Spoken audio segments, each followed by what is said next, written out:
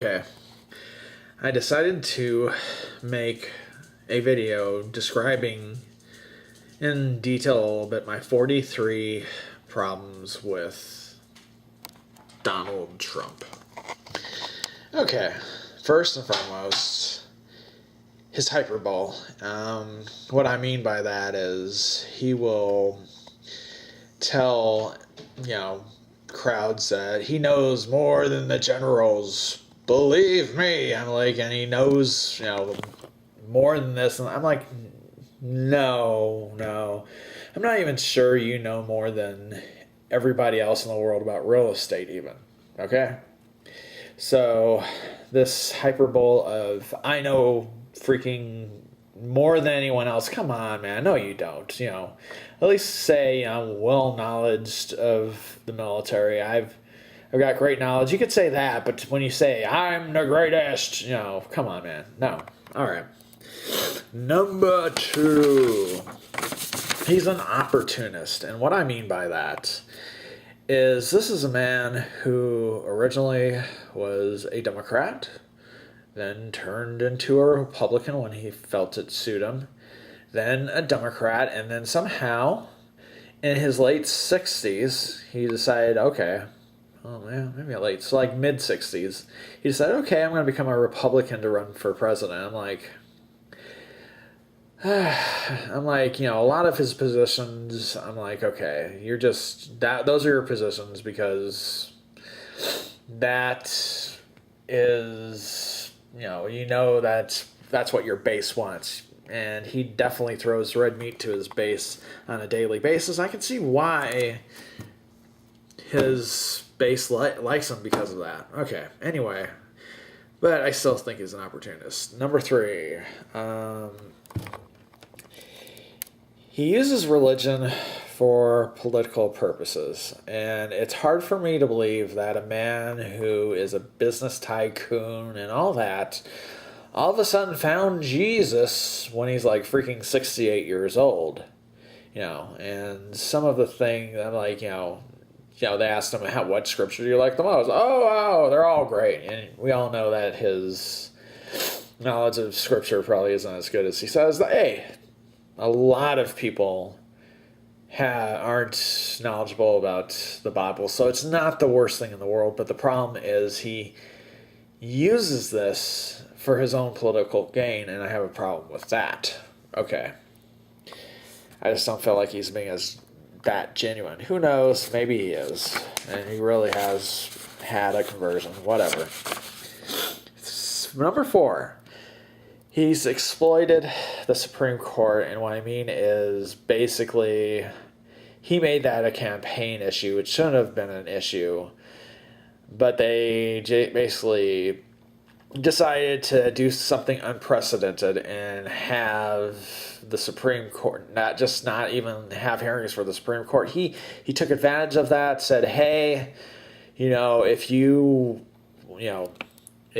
want, I'm going to appoint conservative justices, here's my list and all this stuff. And I'm like, okay.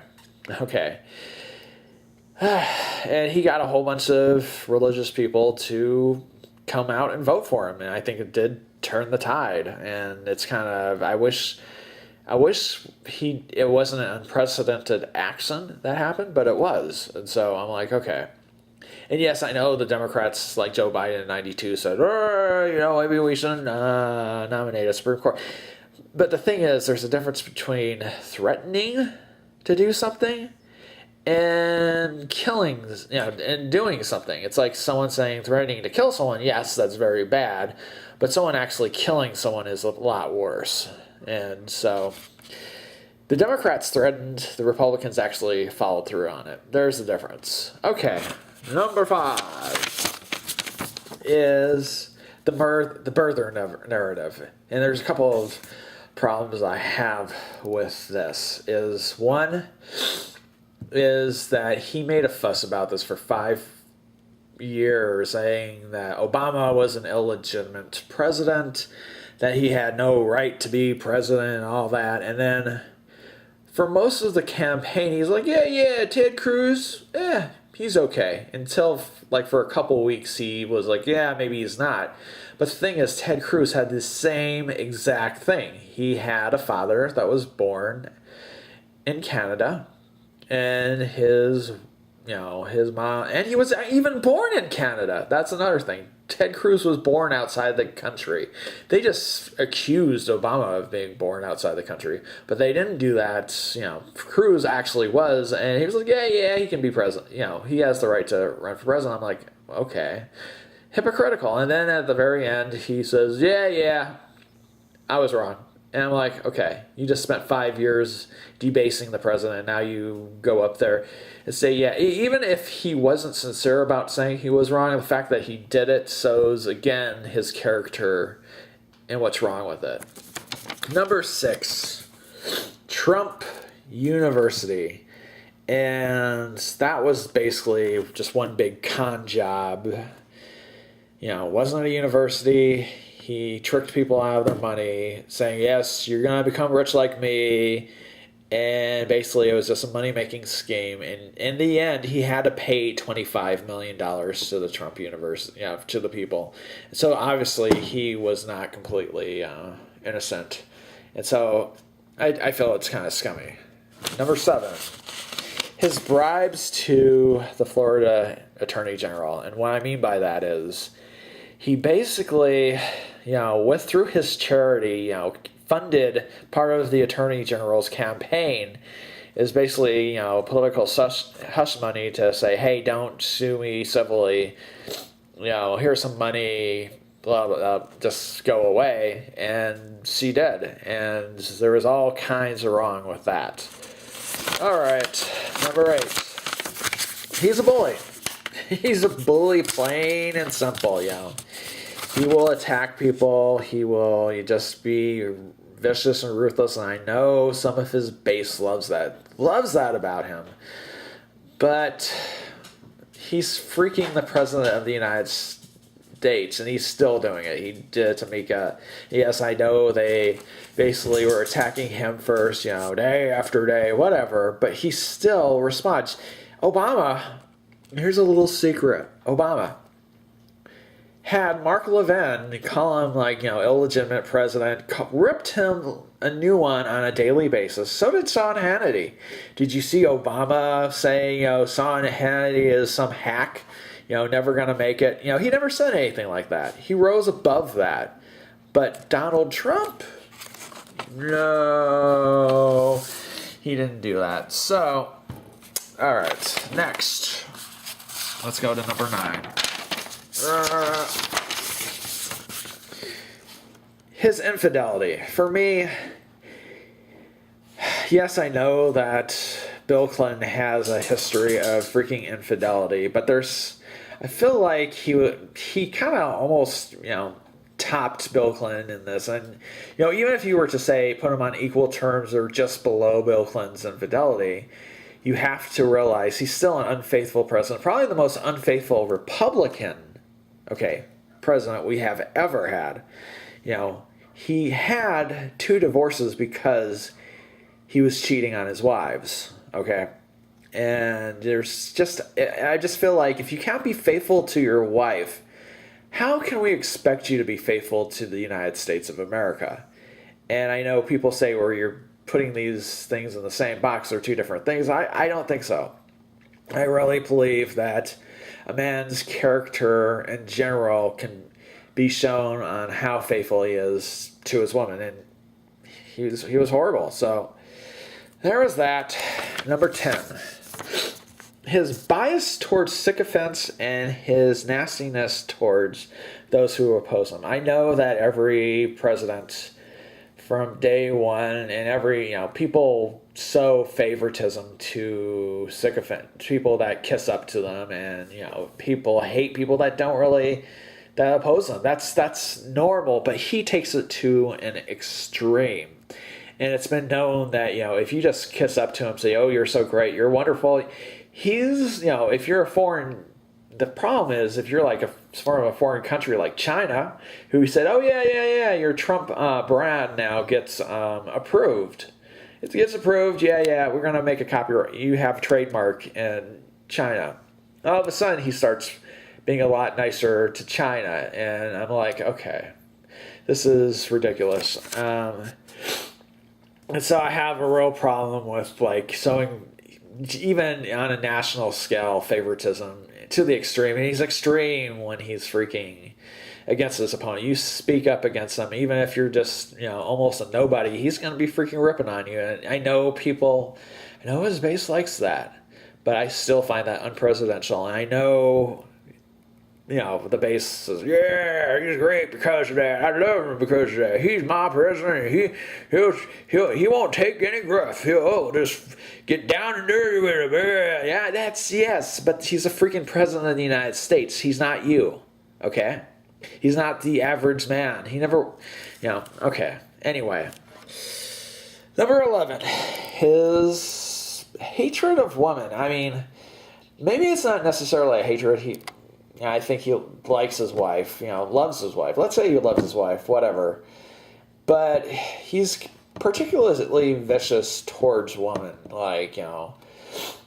I feel like, I feel like he, seems to be extra nasty to them. I mean, Rosie O'Donnell, freaking, what's her name? Kelly, well, anyway. Oh, wow. Woo, I'm forgetting about Mika. There's been a few women in his life he's just been extremely just below the belt. I think that's not cool. Next. He watches, and this is an important one, number 12. He watches way more TV than he studies intel. And I have a huge problem with this, is because basically the media is a second-hand source or even a third-hand source. And he's getting his info from like Fox News, conservative radio shows. And I'm like, dude, you have intel, you have intelligence agencies who have the best intelligence in the United States, and this is not what you're studying. You're freaking watching, Fox and Friends and Sean Hannity and whoever else give you your information. You have access, the most freaking, top secret information in the world, by top-notch people, and you don't study it at all. You want a one page. He wants like one freaking page with graphics, instead of, at least, Obama at least did 3 pages. I mean, and that was kind of low itself. But I mean, if anything, you should really bone up on studying on what's happening around the world or what's happening in the United States. And the more intel you get, the better off you'll be. But he decides to get his intel from freaking TV, which can be all sorts of, just not true. And I have a huge, huge problem with that. He's president of the United States. He's not freaking Joe Blow from a bar or something. So, here we go. 13. His political incompetence. Or you can say, even, if you want to be nicer, political inexperience. He's the 45th president of the United States. Of the 44 previous presidents of the United States, every single one of them had more political experience than Donald Trump. And, yeah, we need an outsider. Yeah, this is a good thing. Really. Name another job. Any job. Would you want an outsider to teach you calculus? Someone who has no mathematical experience? Would you like that? No, you wouldn't. Would you like the owner of a hospital who has no medical experience to operate on you? He does talk to freaking surgeons all the time, so he's got to know something. No, you don't want a surgeon, being the owner of the hospital if he has no medical experience. And so on, and so on, and so on. Any job. You don't want a freaking cook who can't, who doesn't know how to cook, owns a restaurant but never, cooks any dishes. It's the same thing. You can go down the list, but he was involved with politicians. Yes, and the owner of a restaurant is involved with cooks and stuff like that. But if he's not a cook, he's going to make a horrible meal. Any other job, no matter what it is, if that person, did that job and had no experience, he's going to suck at it. And so now you expect someone with no political or war experience. That's another thing. At least freaking Eisenhower had, war experience, so he was on top of the military. Donald Trump even has no military experience. We've had people who were war heroes be president, like Andrew Jackson and Eisenhower and Grant, and their presidencies weren't particularly that great. Sorry, I don't like Andrew Jackson. I know that Donald Trump loves Andrew Jackson. That's another thing. Is Andrew Jackson had 100 freaking slaves. He was a mean person, a miserable person, and this is the president that Donald Trump looks up to the most. And even I forgot D'Souza. He made a movie about how the Democrats started with Andrew Jackson, this horrible person. Okay. He makes a movie about that. And Donald Trump's like, yeah, I like Andrew Jackson. He's great. All right? So he completely destroys the Republican narrative of, but the Democrats used to be slave owners, Well, there you go. Freaking Donald Trump loves the man who had, I think, the most slaves of any president in the history of America. All right. Next. 14. His thin skin. He even freaking he's admitted to this, that he has thin skin. Now, this would be fine if he was governor or senator, but when you have nuclear missiles and you alone can launch these freaking nuclear missiles, despite what you may think, go online, go check it out. The president doesn't have someone to say, hey, don't do this. I mean, so he can at any moment launch freaking nuclear missiles. I don't think he'll do the nuclear missile. I don't think he's that freaking insane. But I could see him going to war with a country like North Korea recently. It's getting a little bit dicey, and I just don't feel like, a leader says something bad about him. He says, screw you, and he wants to prove his toughness and America's toughness. And next thing you know, we're in an all-out war. This worries me. Maybe I'm being paranoid, but when you're talking about the, freaking safety of the world, this is a problem. 15. I hate how he's described as an advocate for the common man, despite never being common. He's never grew up in a public school. He's never even grew up in a freaking borderline average Catholic school. He's had the best of the best his whole entire life. And I'm not saying that eliminates him, but he's been rich from day one. This man has had a silver spoon in his mouth. And so to expect him, of all people, to be understanding of what the blue-collar worker goes through, no. This man has never had a blue-collar job in his entire life. He can, fake it and, look at me, I'm in a truck, or beep, beep. Like a 5-year-old, yeah, he can do that, but the man has, I don't see him as an advocate of the common man. In fact, if anything, he seems to be more an advocate of the filthy rich, since a lot of his cabinets are like people who have at least $100 million, and it's been described as the richest cabinet in the history of America. So, there you go. Number 16. His hypocritical labor stats. I know it's not new, but, it's just the fact that here's the guy that says, we're going to penalize those that have labor outside, and we're going to bring jobs back to America.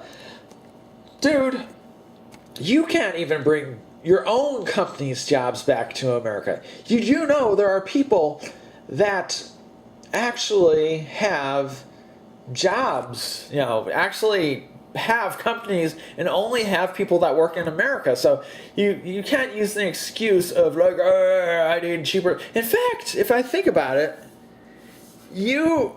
prior to your presidency, the Trump brand meant luxury. Instead, your luxury items are being built by people in second and third world countries. Okay, think about that for a second. His luxury items are being built off the backs of extremely poor people who can barely feed themselves and have to live at the factory, and who are, and I'm like, okay, you freaking hypocrite, but whatever. That's that. Now let's go on. I'm not done though. I got 43 of these. 17. His golf hypocrisy. It's freaking blatant, and his freaking supporters don't even care. He freaking goes, Obama is golfing. You won't find me golfing. And then he does it like every weekend. He's at a golf course. Every weekend. He's breaking Obama's golfing record. And Obama loved golfing, admittedly. He loved golfing a little bit too much. But freaking Donald Trump, who ripped on freaking Obama for this, goes, and people go, but he's doing business. First of all, you freaking idiots. He's not doing business. He can't do business. He's the president of the United States. There's an emoluments clause that says you can't do business while you're freaking president. You have to hand that off, okay? So he's not doing business on the golf course, okay? He's just golfing, and so this whole, Obama's bad for golfing, but, whatever. What the freak? This is complete hypocrisy. Complete. 100%, it's the most plain as day, red is red, blue is freaking blue. And Donald Trump is a hypocrite when it comes to golf. Fortunately, it's not like a huge issue, but still, it just points to the blind devotion his followers have. They can't even give up that point. Yeah, he's a hypocrite, but he's generally, we like the other stuff. There's stuff like that. 18. He's the bar low. And I have a huge problem with this. Is when I say setting the bar low, I'm talking about the fact that he's made it so almost anyone can be president of the freaking United States. You don't have to have any class anymore. Nope, don't have to have that. You don't have to, show dignity and poise or whatever. You don't have to do any of that. He's set the bar so freaking low that any Republican, I'm telling you, almost any Republican after Trump will look amazing compared to Trump. And, you go back, I'm telling you, Richard Nixon, who resigned, who's about to be kicked out. I felt he was more of a competent leader, that he actually, knew what the freak he was doing. I would rather have a Richard Nixon as president than a Donald Trump. Okay? I swear. I'd rather have the more conservative Mike Pence be president, just because he knows what he's doing and he's dignified and the man has class. What Republicans, what they forget is they say, Blair, Hillary, Obama. Here's what I want any Republican to do. Instead of comparing him to a Democrat, I want you to compare him to previous Republican presidents. Can you do that? Can you compare him to George Bush? Can you compare him to freaking Ronald Reagan, George Bush Sr., Richard Nixon? Think of it that way. Forget the Democrats, because I know you have an extreme bias on that. But I don't think you have a bias when it comes to previous Republican presidents. I want you to compare him to previous Republican presidents. And you realize, oh my goodness, this guy is an incompetent boob. Okay. 19. It's one thing to be inexperienced, But it's another thing when an inexperienced president decides, okay, I'm going to put inexperienced people below me in cabinet positions. Like, for instance, a good example is, hold on. Like, for instance, one is, I'm forgetting names. Ben Carson. Freaking brilliant surgeon. You know, you would think, okay, where would you put a brilliant surgeon in your cabinet? Would you put him as Surgeon General? Yeah, that would be a good place to put him. Would you put him as part of your health cabinet, as head of the health cabinet? Yeah, that would make sense. But instead, he basically goes, okay, you're part of HUD, Housing or Urban Development, and the man has no, except for when he grew up in urban cities. Just because you grew up in urban cities doesn't mean that you know how to run housing and urban development.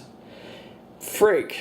I'd rather him have a real estate tycoon as head of housing and urban development. At least that person would know, what's going on. And then you have the guy from Texas who doesn't even know, you put him as the head of the energy department. He's trying to cut, and this is the one that, the guy that freaking, he said, I want to cut the energy departments. Okay? And he can't even name it. And this is what gets him kicked out of the campaign. What does Trump do? He says, yeah, I'm going to put you at the head of it. And I'm like, okay, whatever. Anyway, number 20. He's still maintaining his business ties, which is a clear violation of the Constitution. It's obvious to me that he has way more involvement with his businesses than he should. Mar-a-Lago is a freaking perfect example. He calls it the Winter White House. This is his business. And I'm like, okay. And he's using his businesses to make profit off of... he's making profit off the United States government. Like, Trump Tower housed his wife and kid for 6 months. Guess who paid the tab for that? Oh, yeah, that would be America. So, yeah, I have a problem with that. Okay. Number 21 is he wastes, speaking of Mar-a-Lago and all that, and his golfing vacations.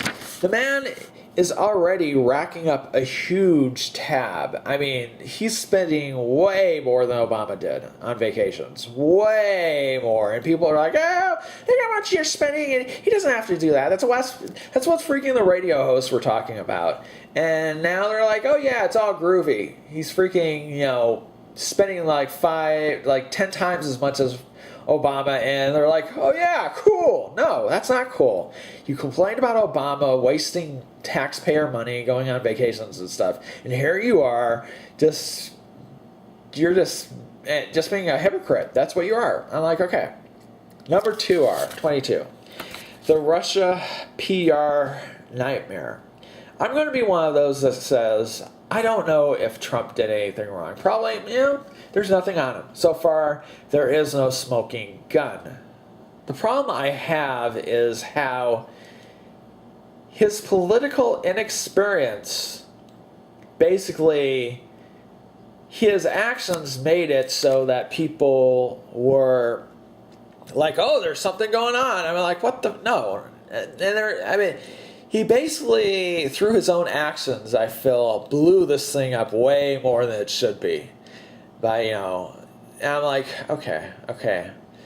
And I feel like this is directly in respect to his political inexperience. He didn't realize this was going to happen. Whatever. So I have no problems with the Russia connection. It's more how he is, just how he responded to everything. He made himself look guilty, even if he isn't guilty. He made himself look guilty as sin, the way he was acting, and that's a problem. Okay, 23. Excuse me. He's taking funds away from poor people to build up the military. Yes, I know that for Republicans, this is a wonderful thing.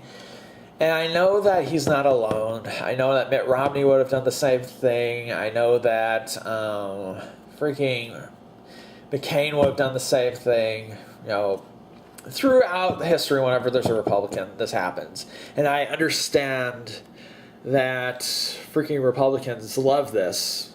But I still have a problem with the fact that he's literally taking bread away to make military jets.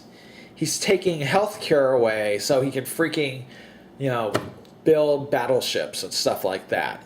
It's the fact that you're taking these programs that are supposed to help the poor, and you're directly taking those funds and putting them into the military and being like, yeah, that's what we're doing. We need to tighten our belts so we can have a bigger military. And speaking of military, we already have more than triple. We spend triple more than any other country in the world. We spend more than, I think, like the next 7 countries combined. Why do we need this much money spent on a military? Why? Who the freak are we challenging? There is no one that's matching us dollar for dollar. I could understand if Russia was still in the game and they were like spending, $450 billion. I'd be like, yeah, we definitely have to match Russia. But there's no one that's challenging us. No one. Yeah, we just still need this huge military. I'm like, that'd be great if we had a superpower foe. Maybe if China one day says, you know what, we need to spend like 400 billion, 500 billion on the military. I'm like, yeah, okay, I understand why you're spending so much on the military. But right now, no, we have no challengers to the throne, and I think it's a waste of money. But I know I'm in the minority with that. Oh well. Okay. Time for 24. Alright. His lack of care for the debt. I know, again, unfortunately, this is something that is found with Democrats and Republicans. Obama spent wildly, so did freaking Bush, so did, Clinton was a little bit better. That was one of his strong points. The deficit wasn't so huge under Clinton, but Reagan tripled the deficit. It went from $1 billion to $1 trillion to $3 trillion by the end of Reagan's term. And I'm like, this is going to catch up with us. And I've seen, when you look at what he's spending, and Ron Paul has, called him out on this and said, you know what, we can't afford this. We've got all these goodies and programs and building up the military, but we don't have the money to do this. This will increase our deficit greatly.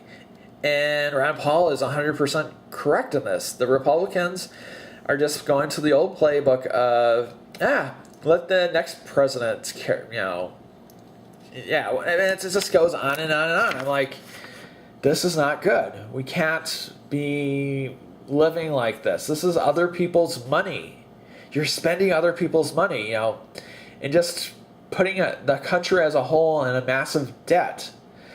And I have a real problem with that. I've always had a real problem with us having a huge deficit. And under every president, and there is no president. So it's not just under this one, I'll admit. It's not just freaking Donald Trump. It's a lot of presidents are this way.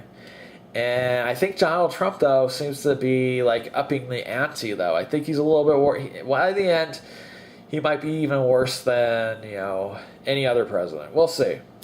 But it's not looking good. Number 25, Goldman Sachs appointments. Here. This is the man that, criticized, that Goldman Sachs was, got a huge bailout by Wall Street and all this stuff. And how horrible Goldman... And what does he do? He freaking appoints Goldman Sachs people. He says he's going to drain the swamp, and the people who are the makers of the creatures of the swamp, you're putting in your cabinet.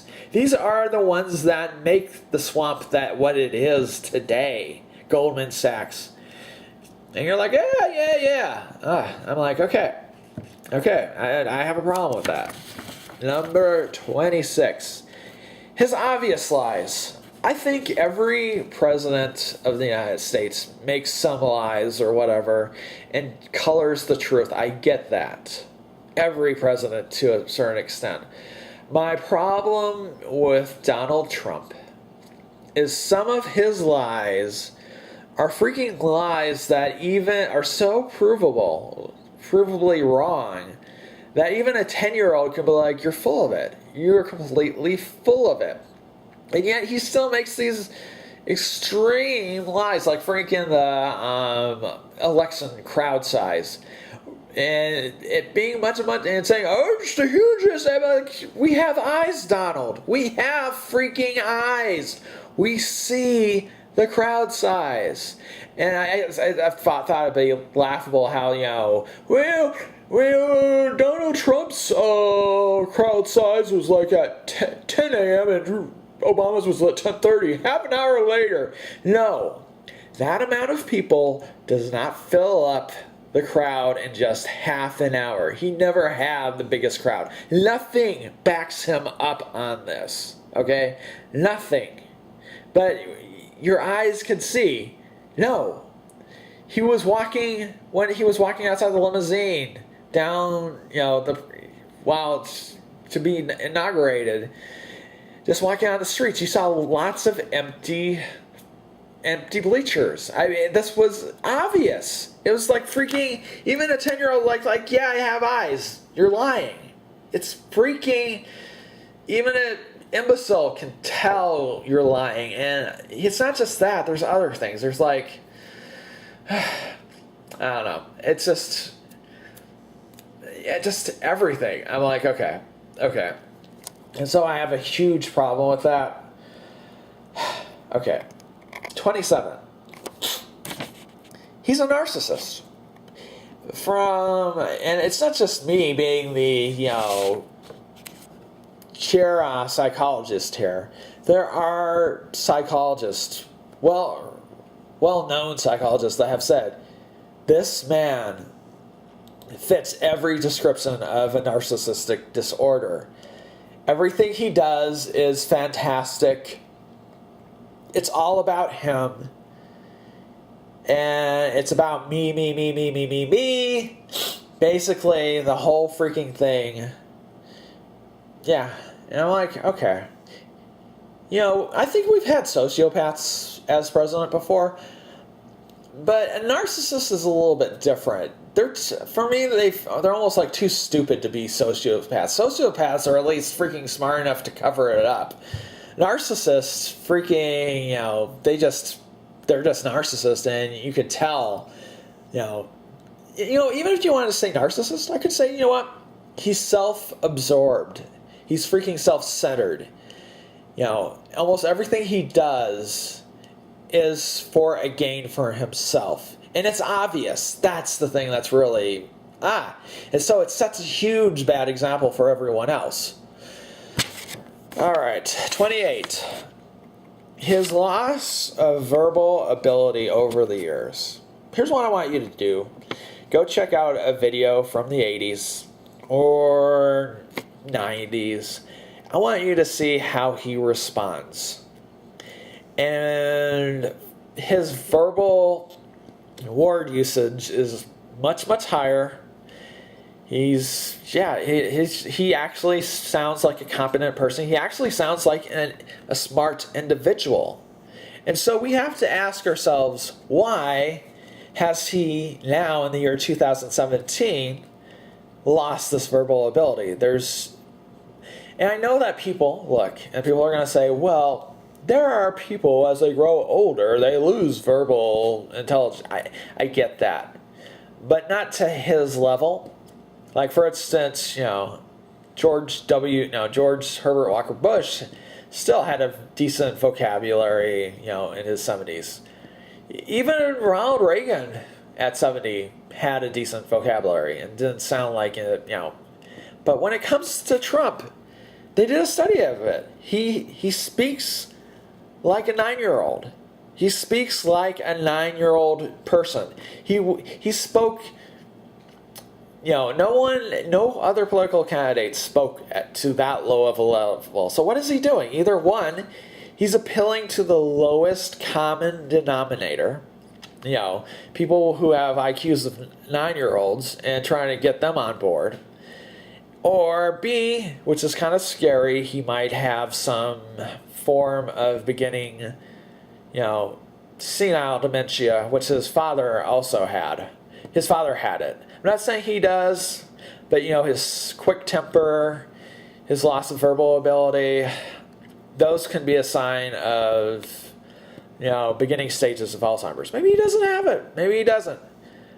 But if he doesn't, then he's basically a shyster who's basically dumbing down his language to get popular. You understand that? He doesn't normally speak that. That means he doesn't normally speak that way. He's intentionally lowered his the way he speaks, so that he can get more of a following. And that, in a way, is completely dishonest. 29. And I have a real problem with this too. He wants religion more involved with politics. Not less, more.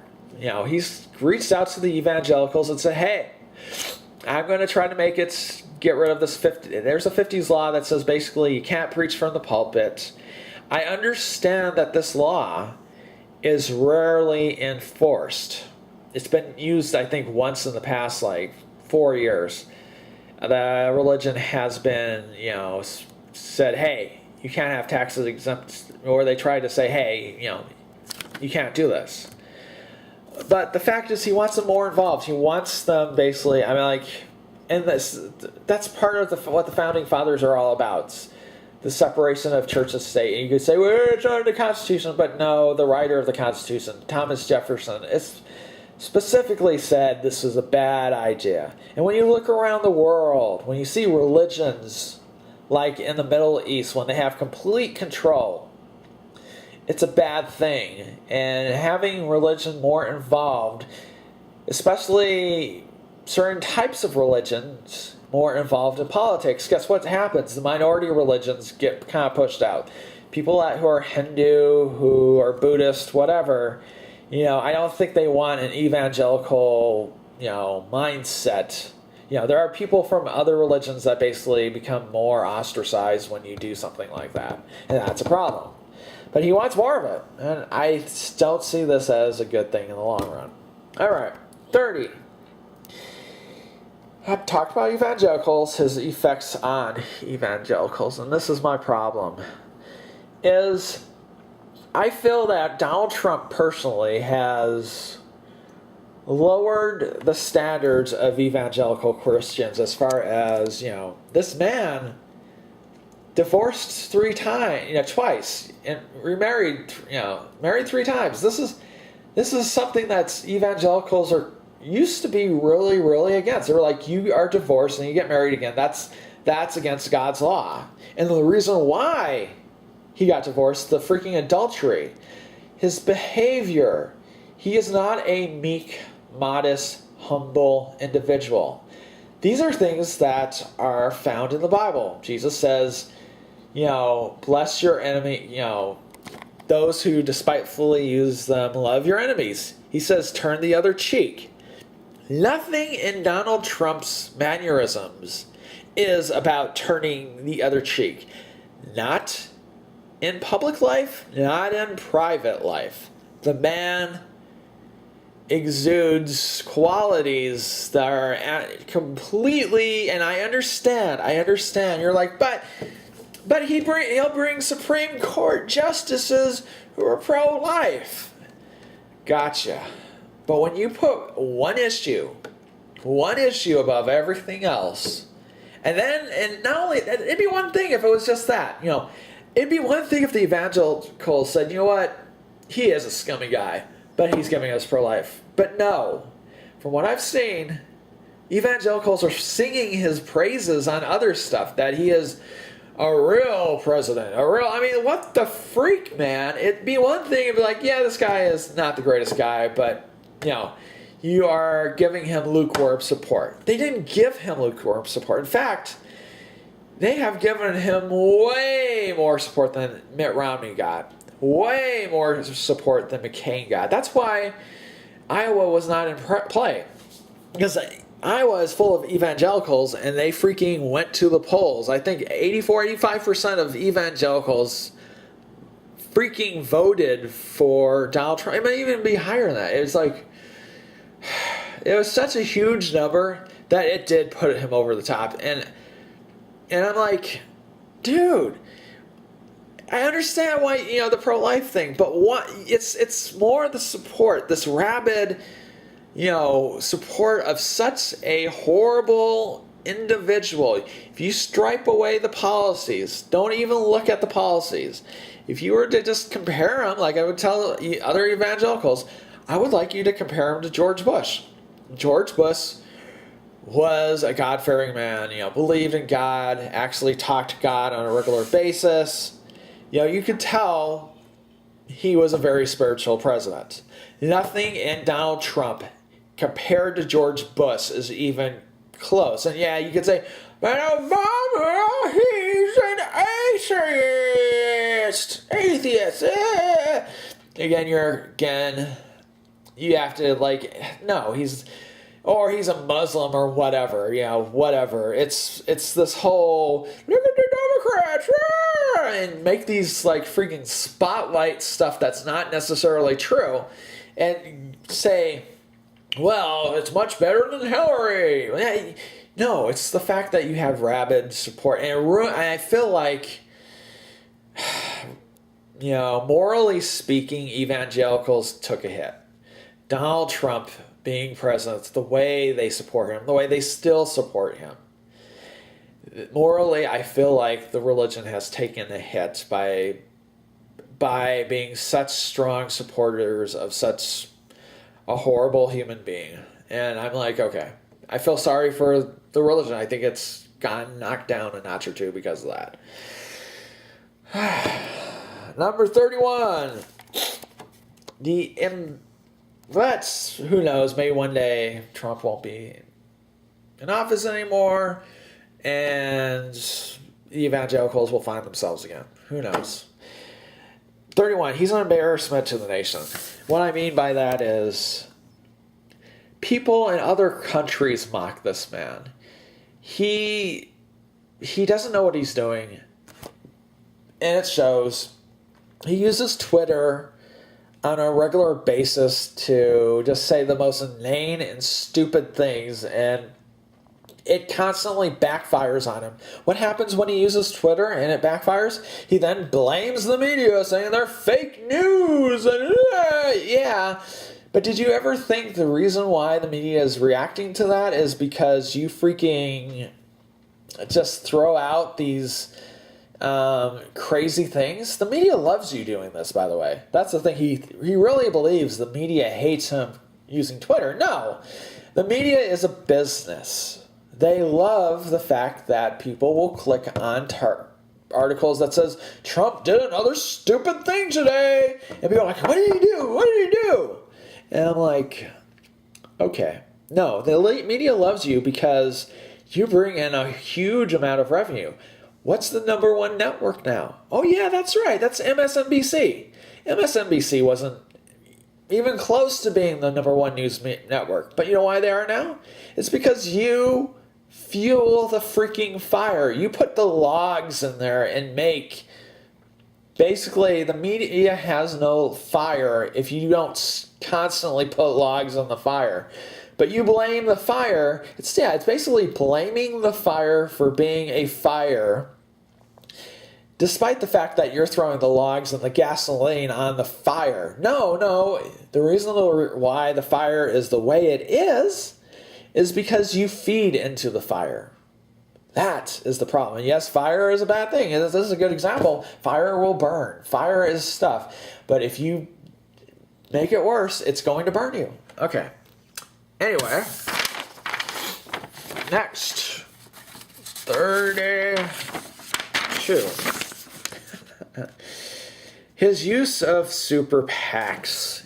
This isn't really that big of an issue with me because all freaking presidential candidates do it. They will do it from now on. The Supreme Court has said, yeah, the rich and the elite can basically run a ton of ads to go against a candidate as long as they don't supposedly meet with them. But some of the things I'm like, what the freak are you doing? Like, for instance, a good example is the senator from Nevada. He said he's going to vote against the health care bill. Trump, being the political inexperienced person that he is, basically said, let's get a super PAC and let's have ads getting him to vote. And then McConnell's like, what are you doing, you idiot? He's in a politically vulnerable state. This is the most vulnerable of all states, Nevada, because Nevada voted for Hillary Clinton, not Donald Trump. And he's trying to win this. And since the Republicans have 52 votes, they can afford to lose one vote. And if there's going to be one vote they lose, it's going to be Hillary's vote. But Donald Trump wasn't smart enough to see that. So he used a political PAC and basically slammed him for 12 hours until freaking the heads up of the Republican Party says, what are you doing, you freaking simpleton? No, this is all part of the freaking plan. But it was like, okay. And it's not just that, it's the fact that he ran originally. Remember when he ran as a Republican, he ran like the Bernie Sanders approach. Bernie Sanders did not use super PACs. He just used small donations. And that's what Donald Trump did. And he used his own money. Yes, I know that he used his own money in the general election too. But then he went to super PACs. And he could have done the Bernie Sanders approach and just been more honorable with it. And I think it would have helped him in the election. Instead of losing 48-46, he might have been like 47-47. But instead, he was like, screw it, I'm going to use it. Hillary's using it, I'm using it. I'm like, okay. I don't really see that as bad because everyone does it. And so I can't really blame him, even though he says, I'm not going to use super PACs, and then he changes his mind. I understand why he does it. So this would probably be 43rd on the list of the problems with Trump. Not really that big of a deal. 33. This is a big problem. Calling the press the enemy of the people. Yes, you may not like the press. Yes, they may make articles that may defame you and call you all sorts of names and just basically call you a boob or whatever. The problem is this, dude. This is what dictators do. This is what Hitler did. This is what communists do. They take away the press and then they put their own press in. I know he's not doing that. He's not, putting his own press people and saying, well, you have to have it approved by the state. He's not going to do that, but I feel like it's a first step towards a much, much, worse thing. So far, it's not good. It's bad mojo just to call the press the enemy of the people. Even if you think that, it's still a horrible thing to say. We need the free press, but like Thomas Jefferson said, despite the fact that I can't stand the press, I understand that it's vital in our democracy. So we need a free press. 34. He wants politicians to be able to sue the media. And this goes with the press again. And it sounds like, well, yeah, why can't politicians, if they run a false article, saying that, they're sleeping around, shouldn't they be able to sue? That seems good, but the problem is that what first starts off as basic, normal libel gets a lot more to, okay, the media is just having a view that we don't like, and so we're suing them. And when that happens, then you have control of the press, and that's not a good thing. And so, despite the good intentions of it, it leads to something much, much more dark, and I don't like that. His divisiveness. I think this is something both Democrats and Republicans can agree on. If there's any Republican or Democrat that's agree, that's watching this, they have to agree that the nation is more divided than it has ever been as far as political parties and everything else. It's probably been the most divided in a very, very long time. And I sort of want to go say most divided it's been since the Civil War. But I don't know. I don't know. It's not good. And I've never seen, since my life, my years of existence, I have never seen it this bad. I have never seen it, even in history, since the Civil War, have we been really this divided? And that's not a good thing. He's not a uniter, he's a divider. And that's a problem. And you can say, oh, it's the media too. No. A lot of this has to do with Donald Trump. And I know you'll disagree with me if you're a Republican who's a Trump supporter. I understand that. But you have to understand, yes, the nation is divided. Much more than it was with Bush or Reagan. Reagan, you have to remember, Reagan won when he won the two times. He won, I think he won both elections. The first one he won over 400 delegates, and then electoral votes, and then in '84 Reagan won 49 out of 50 states. The nation united under freaking Reagan. They're not uniting under Trump, and I don't see that happening. He's a divider. That's who he is. All right. Next. Calls CNN fake news. But who is one of his close friends? But his friends with someone in the National Enquirer. And he's actually had people in the National Enquirer run articles for him. You understand that? I'm not talking about Breitbart. I'm not talking about some other alt-right website. I'm talking about the National freaking Enquirer. They are known for being fake news. They are fake news. They were fake news in this decade, last decade they were. In the 90s they were fake news. In the 80s they were fake news. This is a star tabloid trash publication. That's what the National Enquirer is. And he's friends with that. He's friends with the freaking head of literally what is fake news.